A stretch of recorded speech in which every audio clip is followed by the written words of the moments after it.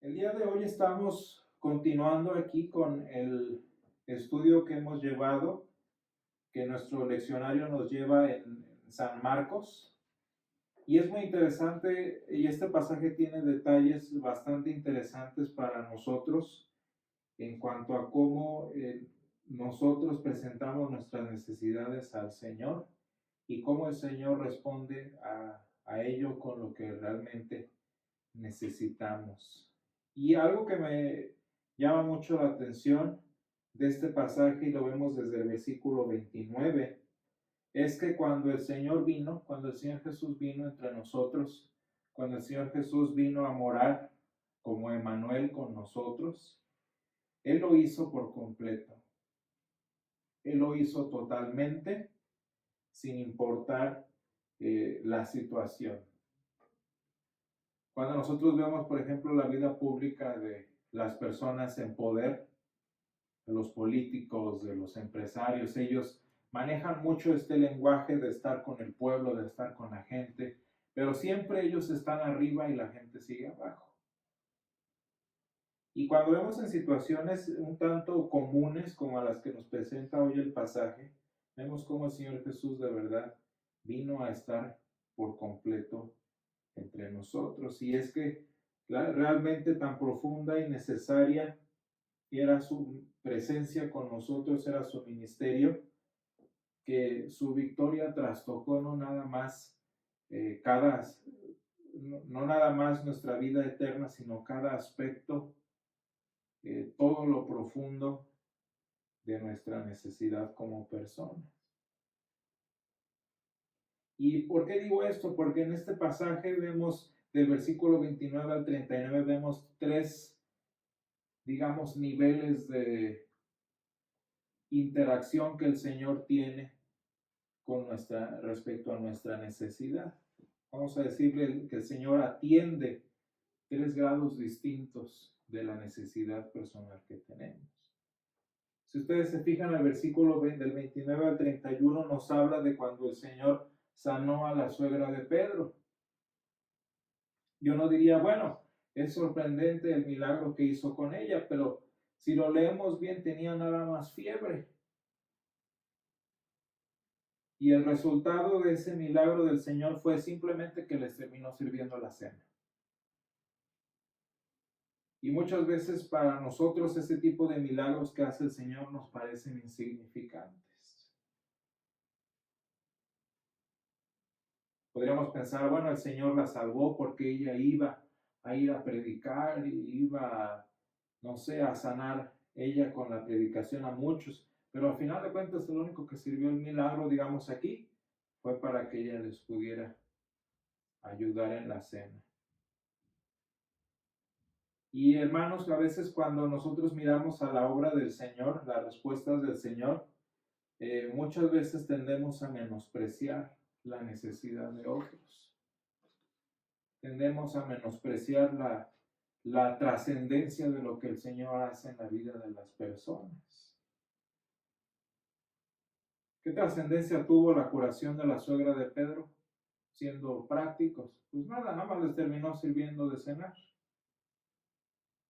Y fíjense ustedes cómo cuando nosotros miramos a los motivos, por ejemplo, estoy pensando en los motivos de oración de las personas, o que alguien se nos acerque y nos dice, pídale a Dios por este motivo, muchas veces nosotros decimos, ¿y eso para qué?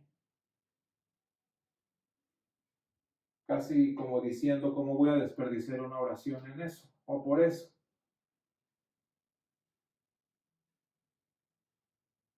Y si ustedes se fijan, si comparamos este evento de la suegra de Pedro con el siguiente, del versículo 32, allí sí vale la pena que el Señor usara su poder. Porque dice, y toda la ciudad se agolpó a la puerta y sanó a muchos que estaban enfermos de diversas enfermedades y echó fuera muchos demonios. Y podemos decir, allí sí era necesario que el Señor interviniera. Allí sí era necesario porque pues el Señor tuvo más impacto.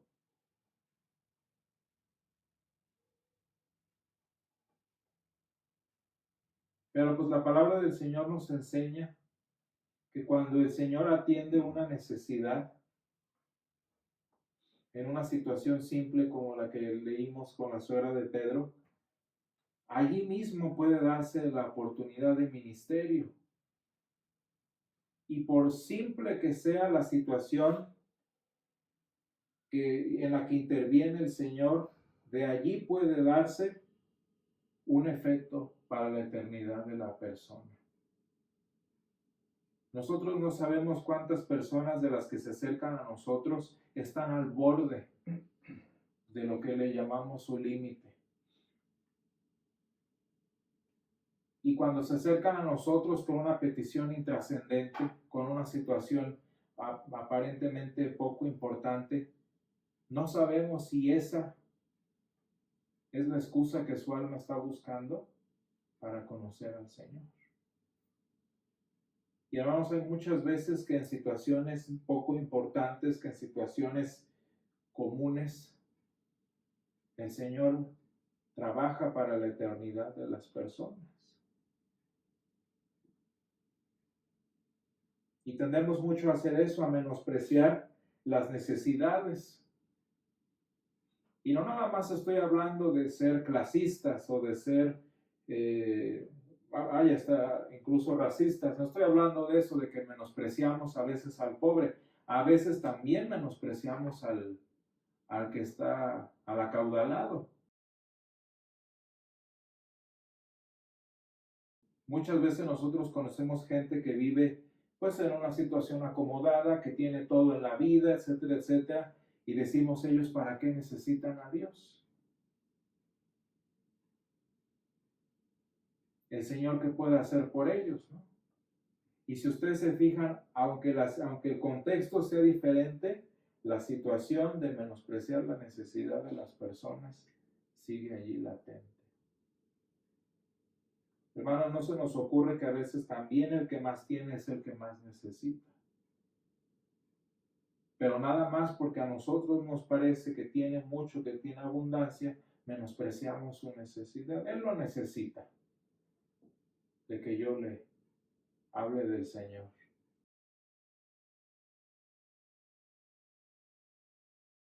Hermanos, el Señor atiende nuestro ahora. El Señor atiende e interviene en nuestro presente, no para que veamos milagros grandes y nos sorprendamos como pasó en el versículo 34, sino para afectar nuestra eternidad.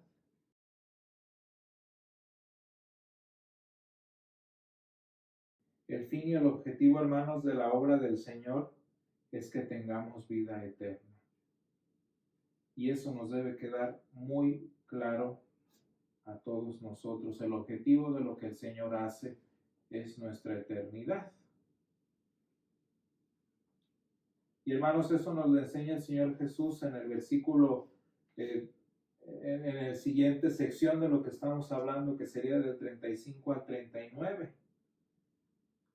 Precisamente esta finalidad eterna es la que hace que el Señor tenga bien en claro y bien presente a qué vino entre nosotros. A nosotros nos parece, bueno, la sanación de la suegra de Pedro fue intrascendente, pero el Señor lo hizo. Pero la sanidad a los muchos, eso sí valió la pena. Eso sí fue sorprendente, eso sí era necesario. Allí sí se necesitaba que el Señor interviniera. Pero vean ustedes cómo ni siquiera esa es la necesidad a la que vino el Señor a cubrir. Porque ni eso era el objetivo de su ministerio. Sorprendernos, maravillarnos. Dice el versículo 36 que cuando el Señor estaba en ese lugar desierto, se le acercó Simón y le dijo, todos te buscan. ¿Para qué buscaban al Señor? Pues como para que se repitiera lo del día anterior, ¿no? En el versículo 34. Pero fíjense qué interesante es la respuesta del Señor. Les dice, vamos a lugares vecinos para que predique también allí, porque para esto he venido. Ese era el objetivo del Señor, la eternidad de las personas. Dice, porque para esto he venido. Hermanos, precisamente este asunto de esta finalidad eterna es la que hace que menospreciemos nuestra necesidad. Es la que hace que menospreciemos la necesidad de otros. Porque a veces, si no es decir que muchas veces las peticiones nuestras, por simple que sean, son el reflejo de una necesidad espiritual profunda. Quien no tiene necesidad espiritual profunda no se acerca al Señor, va al doctor. ¿Se han puesto a pensar en eso? La persona que no siente una necesidad espiritual no se acerca por una oración, va al doctor, va al psicólogo.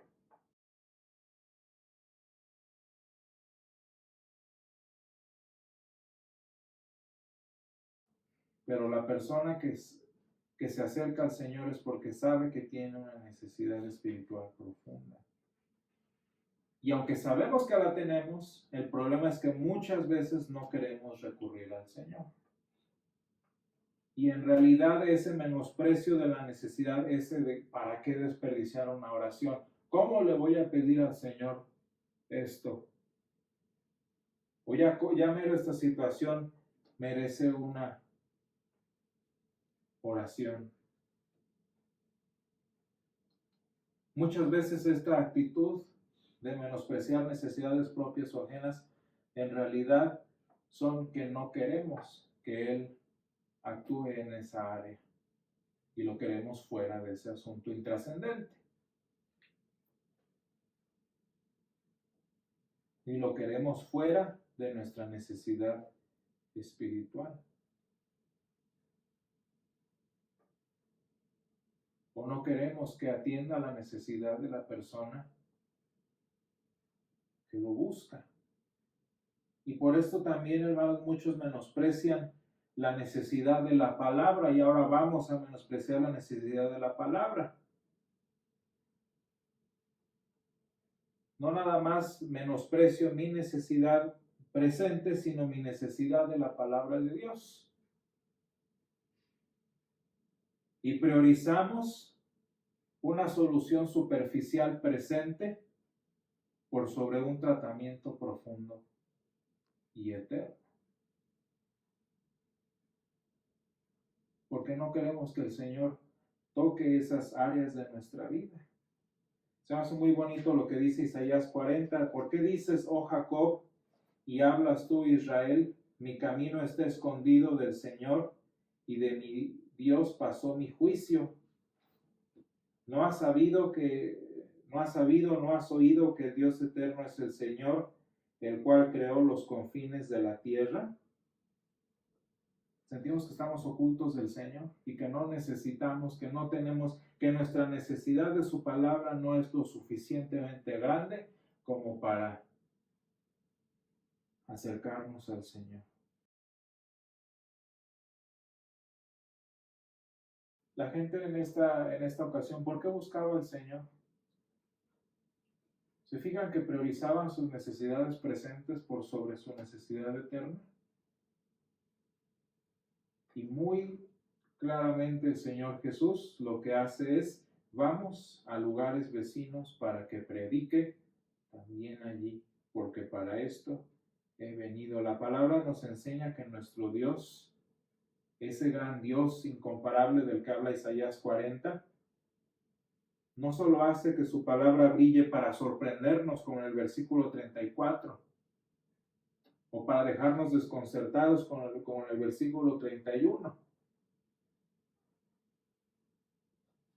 La palabra del Señor, hermanos, la respuesta del Señor no nada más es cuando estamos enfrente de emperadores y papas como el doctor Lutero. Su mensaje está allí para cuando lo creemos innecesario. porque el Señor Jesús vino a morar con nosotros y lo hizo completamente. Y el Señor está allí para atender nuestras necesidades precisamente porque lo que necesitamos es que su palabra obre en nosotros. Y cuando el Señor sabe que lo que necesitamos es su palabra, a eso es a lo que nos llama.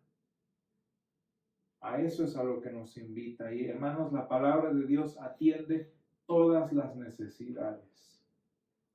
No nada más las necesidades que creemos dignas de atención, sino las necesidades que por alguna razón, por temor espiritual, por debilidad espiritual, creemos innecesarias. Y hermanos, el Señor actúa con su palabra en cada aspecto, en cada nivel de nuestra necesidad. Nosotros no sabemos, hermanos, si una situación intrascendente puede tener un resultado eterno en nuestra vida. No sabemos si la respuesta del Señor a una necesidad común y simple puede tener repercusiones en nuestra salud espiritual. Y hermanos, entonces pidamos al Señor que nos enseñe a traer todas nuestras necesidades ante Él, grandes, pequeñas, trascendentes, intrascendentes, para que la palabra descubra nuestra verdadera necesidad. Porque esto es para lo que el Señor vino. Hermanos, no menospreciemos la necesidad de su palabra. No menospreciemos el poder de la palabra. Y así, hermanos, como la palabra nos enseña a presentar todas nuestras necesidades, presentemos también las necesidades de las personas que buscan al Señor a través de nosotros. Y hermanos, si nosotros conocemos a alguien que está en necesidad simple o grave o todo, presentémoslo al Señor, que Él tiene la respuesta que esa persona necesita en su vida.